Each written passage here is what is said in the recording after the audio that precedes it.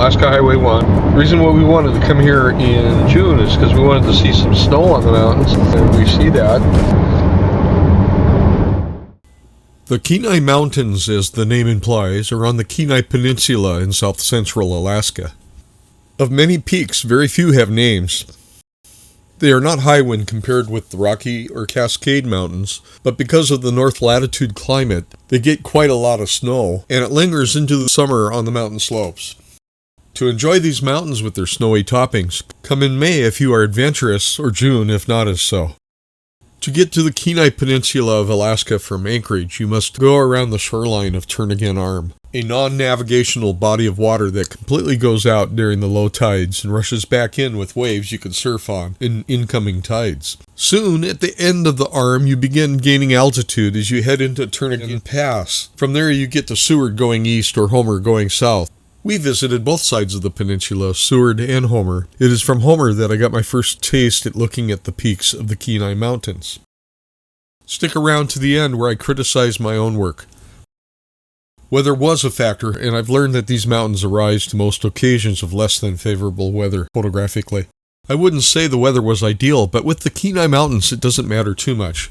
They met the conditions and still produced remarkable images.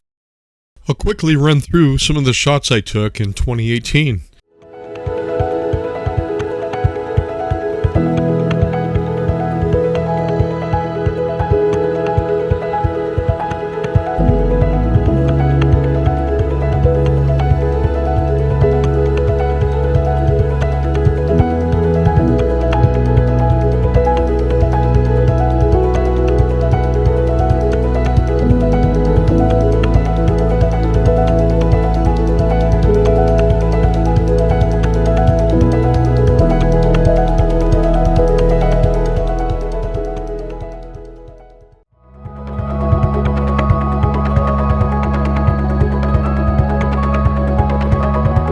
Well, okay, here we are in Alaska on the Kenai Peninsula. We're about 13 miles from Homer that way, and we've got the Kenai Mountains all around us. There's about a 180-degree view from this house. As you can see, probably from the reflection, that these mountains are just surrounding us here. It's beautiful. So I'm going to share some of these pictures of these mountains that I have taken with this telephoto lens. So here we go.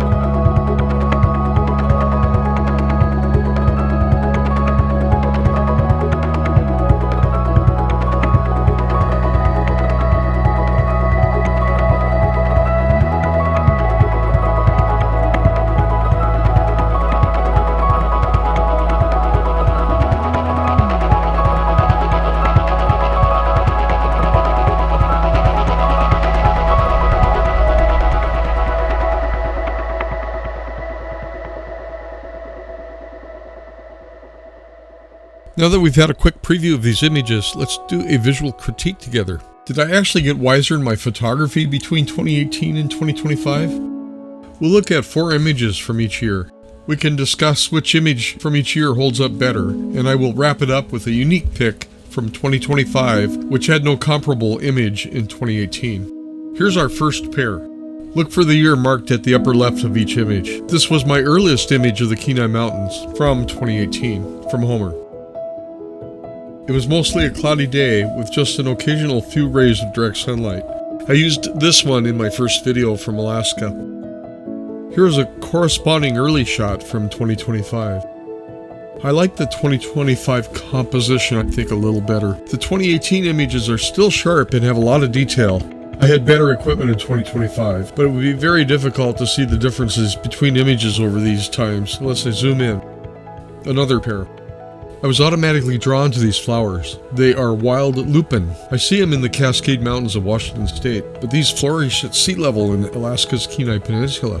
I am disappointed I cut off the mountain peaks in the earlier image. I waited 7 years to correct that mistake. To obtain the image the way I wanted it in 2025, I had to cross the road and sink down deep into a ditch. It was too awkward to set up a tripod, so this is a handheld shot. It was windy, so I had to compromise settings to freeze the flower's motion. The 2018 Lupin image is sharper. I think I was a little too challenged to improve upon it. 2025 had a better composition, pushing it higher in ranking in my mind. You can agree with me or not, let me know. A great percentage of the Kenai mountain range are capped with permanent snowfields or ice fields. These ice caps feed the many glaciers that radiate outward down the mountain flanks. I took glacier images from sea level in Kenai fjords, but in a way that's cheating. It's harder to earn success from land. Having a home base with a view allowed me to obtain more of the west side of these mountains. I isolated areas of the ice caps, which is done by being selective with a powerful telephoto.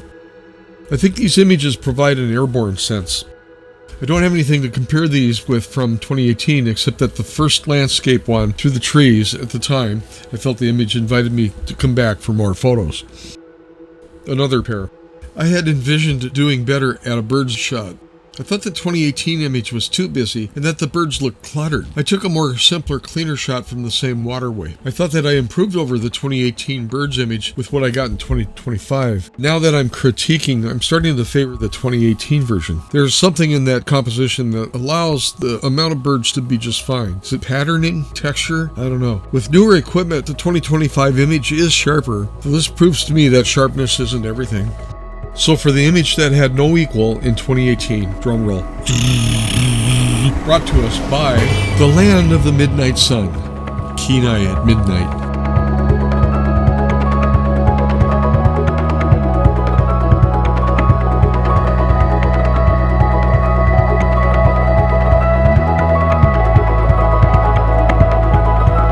Seeing the alpenglow from the midnight sun is something I'll cherish forever.